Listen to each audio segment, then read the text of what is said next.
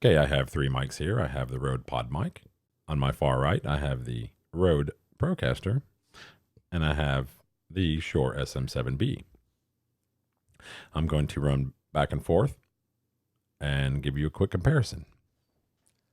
This is a test of the Rode Podmic. This is a test of the Shure SM7B. This is a test of the Rode Procaster. Now I'm going to go back and forth and mute each channel as I go, so that way there's no bleed over or whatever. This is the Rode Podmic. It's around $99.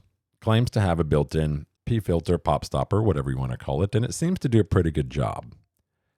Pushing, pressure, pressure, pushing. Hello. This is the SM7B. It's a little more crisp. Pushing, pressure. Hello. This is the Rode Procaster. It does not have any kind of built-in pop filter. I highly recommend one. Pushing, pressure. Hello. Now what I'm going to do is I'm going to tap on each mic stand, okay, and let you hear the noises, if any. This is the Podmic. And this is the SM7B. Notice that? 0. And this is the Rode Procaster with a shock mount. So I think for $99, this thing's wonderful. It weighs around 2 pounds. I've got a brand new one right here. I don't think it tells you the weight on it. When you open a box, it has the hard molded foam. It's pretty hard.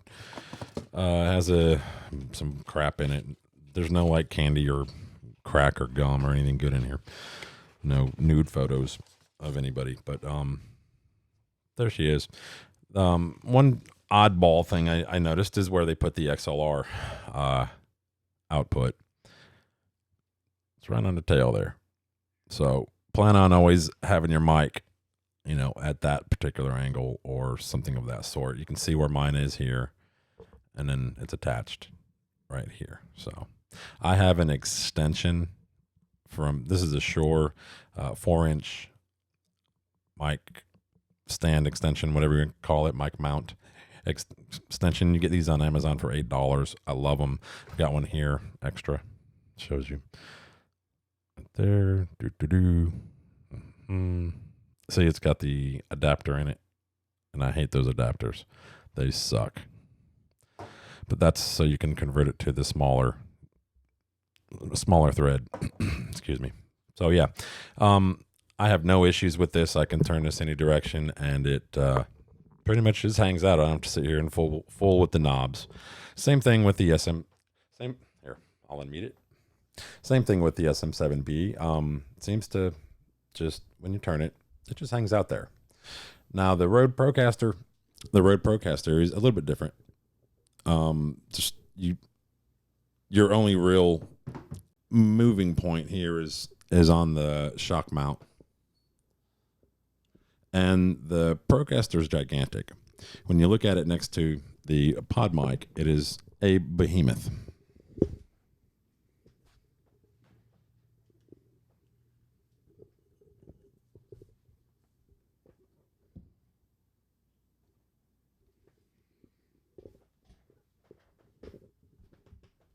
Okay, so there that was. Now everything's going to fall over. These mics are heavy as hell, so I have 4 of these mic arms, but only one of them in here, so I have to readjust everything, sorry. So yeah, I've got these on heavy weighted stands so they don't fall over, and they want to fall over. If you put these things a certain way, like watch if I turn it, it wants to fall over, so you want to aim the weight to where it's all torqued the way it, kind of defies gravity there. All right, so that's pretty much that. I'll go back and forth through them one more time. I have everything set the same in the Rodecaster Pro here. So I'll just go back and forth. Rode Podmic, Shure SM7B, Rode Procaster. I've done this already once before. I tried doing it live and my internet went glue, glue, so I quit doing it. I'm going to say Podmic into each mic because just the word Podmic seems to roll nicely. Podmic. Rode Podmic.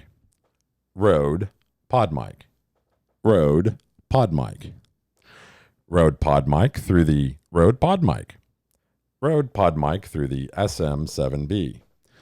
Rode Podmic through the Procaster. Hope that helped you guys out. I think for $99, this thing's a winner. No representation is made that the quality of podcasting performed is greater than the quality of podcasting performed by other podcasters. Ain't no lie, getting old as a bitch. Gonna spit this game, only way I'll get rich.